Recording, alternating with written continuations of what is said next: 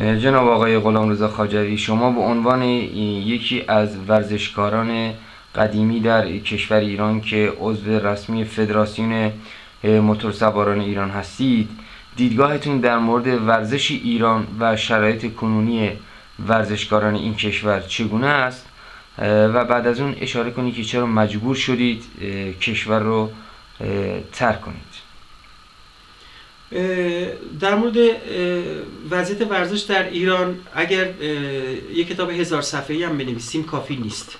فقط من به طور مختصر اینو میخوام خدمتتون عرض بکنم که مردم ایران حساب این رو بکنید که در طی فقط 15 سال اخیر در ایران چند نفر ورزشکار به طریق مختلف کشته شدن. حالا جمهوری اسلامی، جمهوری غدار و ستمکار اسلامی به اینها رو به این صورت عنوان میکنه که اراذل و اوباش فلان بوکسور رو کشتن، فلان کشتیگیر رو کشتن یا اون یکی رو معتاد کردن. ببینید در ایران چیزی به اسم ورزش وجود نداره. فقط اگر کسی که میخواد واقعا به عنوان ورزش کمکی به جامعه خودش بکنه صداش خفه میشه. حالا یا به خاطر اینی که جمهوری اسلامی نمیخواد از کسی که غیر از آدمای خودش باشه معروف بشه و چون که جمهوری اسلامی فکر میکنه که این شخص یا اشخاص ممکنه به طریقی آزادی رو به جامعه راه بدن.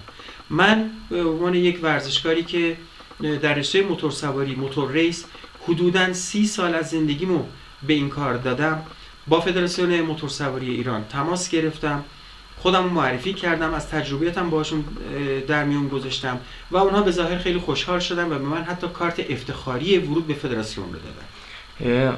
اخبار و گزارشات که در اینترنت و در رسانه‌ها منتشر شده در مورد ورزشکاران اشاره به این داره که شما با یکی از مقامات فدراسیون درگیر شدید و همین مسئله باعث شده که جمهوری اسلامی به شما و خانواده شما فشار بیاره. میشه در این زمینه و دلایلی که این اتفاق افتاد توضیحاتی رو ارائه کنید؟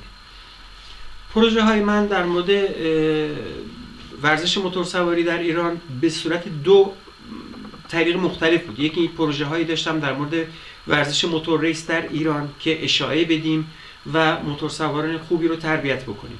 اما پروژه مهمتری که داشتم پروژه‌ای بود در مورد ساخت، تولید و طریقه استفاده از موتورسیکلت برای کارهای روزانه مردم عادی که از موتورسیکلت به عنوان وسیله کاری خودشون و امرار معاش استفاده میکنن. همونجور که در شهرهای بزرگی مثل تهران همه ما شاهد هستیم که به خاطر ترافیک بسیار سنگینی که اون ترافیک رو هم جمهوری اسلامی لطف کرده به وجود آورده، مردم مجبور میشن به موتورسیکلت روی بیارن و با اون موتورسیکلت ها حتی مسافرکشی هم میکنن.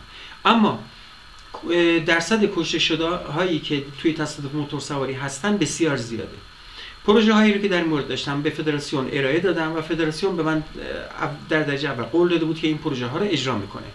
من دیدم هفته ها و ماه ها گذشت و هیچ عملی انجام نشد. به فدراسیون نامه هایی نوشتم و اعتراض کردم، از طریق تلفن هم همینطور و خودم رفتم فدراسیون و اعتراضم رو بیان کردم. گفتم که شما چرا نمیخواید ورزش موتورسواری در ایران و طریقه استفاده از موتورسیکلت در ایران به جایی برسه؟ اونها هم وقتی من چند بار اعتراض کردم دیگه آخر سر به من گفتن که شما داری به فدراسیون ما توهین میکنی. به فدراسیون توهین کردن یعنی به جمهوری اسلامی توهین کردن و به جمهوری اسلامی توهین کردن یعنی به اسلام توهین کردن.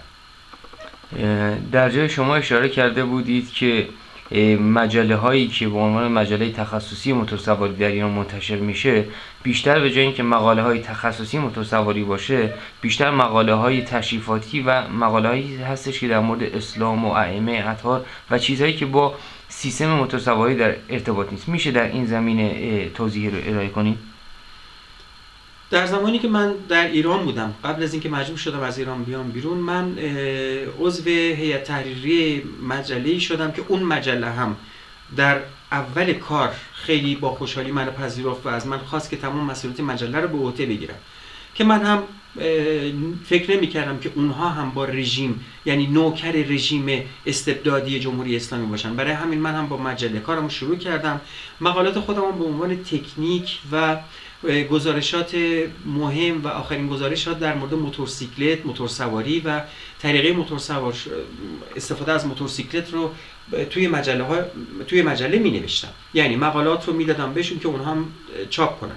وقتی مجلات رو می‌خریدم می‌دیدم که مقالات من یا چاپ نمیشه یا نوشته‌هاش عوض میشه و در این حال به غیر از مقالات من که مقالات تکنیکی بود، باقی مجله همش در مورد ماه مبارک رمضان، در مورد ائمه اطهار، در مورد فاطمه و زهرا و از اینجور مسائل صحبت میشد.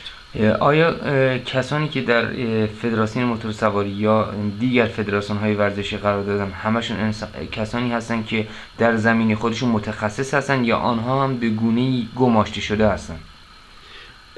این فقط مربوط به فدراسیون موتورسواری یا فدراسیون‌های ورزشی ایران نیست. این مسئله بسیار خطرناک و بسیار مهمیه که جمهوری اسلامی مثل یک عنکبوتی که تار میپیچونه به تمام کشور، در تمام ادارات دولتی، بخش خصوصی، مدیرکلها و تمام فدراسیون ها و تمام جاها و مراکز مهم و تصمیم گیرنده همش آدمای خودش رو به سر کار میاره. تصمیم گیرنده اونها باید باشن. این اشخاص چه توی فدراسیون موتورسواری و دیگر فدراسیون ها باشن چه جاهای دیگه باشن، به هیچ عنوان اشخاصی نیستن که از لحاظ تکنیکی، از لحاظ تجربه کاری اشخاص مورد تایید واقعا جامعه باشن. این مسئله یکی از مسائل مهمی هست که جمهوری اسلامی از اون طریق تونسته تا امروز جامعه ایران رو کنترل بکنه. به عنوان آخرین سوال، درخواست شما از ورزشکاران ایران در برابر اینکه در کنار ملت ایران قرار بگیرن تا مشکلاتی رو که دولت ایران همکنون برای مردم ایجاد کردن چی هست و چگونه ورزشکاران میتونن در آینده ایران یک ایران آزاد موثر باشن؟ این جمله رو که میخوام الان عرض بکنم نه تنها به ورزشکاران ایران بلکه به تمامی مردم ایران، که مردم ایران باید در مورد خیلی هوشیار باشند. گول مترسک هایی رو که هر 15 سال یک بار، این یک تئوریه که من در مورد جمهوری اسلامی دادم و روی این تئوری خودم پافشاری میکنم. جمهوری اسلامی هر 15 سال یک بار یک تئوری رو انجام میده، اشخاصی رو از بین خودشون شناخته شده برای خودشون که بهشون اطمینان دارن، مثل امثال کروبی و موسوی و امثال اونها رو، مترسک ها رو، اینها رو به جامعه نشون میده. مردم ایران هم به صورت ناخواسته چون دنبال آزادی هستن به دنبال این اشخاص میرن. اما این اشخاص رو جمهوری اسلامی، مردم ایران لطف کنید دقت بکنید، فقط جمهوری اسلامی این کار رو برای آنالیز کردن مخالفت در ایران انجام میده. چون که اگر دقت کرده باشید بعد از مسائل سال 2009 در ایران شاهد بودید که بعد از اون تا طی 2 سال بعد هم اشخاص بسیار زیادی دستگیر، اعدام و شکنجه شدن. و مسئله رو که شما در مورد ورزشکارها چه کار میتونن بکنن این رو عرض میکنم، در مورد کل جامعه من عرض کردم. باید فقط و فقط هوشیار باشیم، گول مترسک هایی رو که تا امروز و از امروز به بعد جمهوری اسلامی به ما پیشکش میکنه نخوریم. خودمون سعی کنیم اطلاعاتمون رو بیشتر بکنیم. از چه طریق؟ از طریق من و امثال من که در اینترنت به طریقی سعی میکنیم واقعیت ها رو برای مردم توضیح بدیم تا اون روزی رو که ما آرزو داریم بهش برسیم که خواهد اومد اون روز، هر چه زودتر به اون روز آزادی و روشن برسیم. خیلی متشکرم برای توضیحاتتون. مرسی.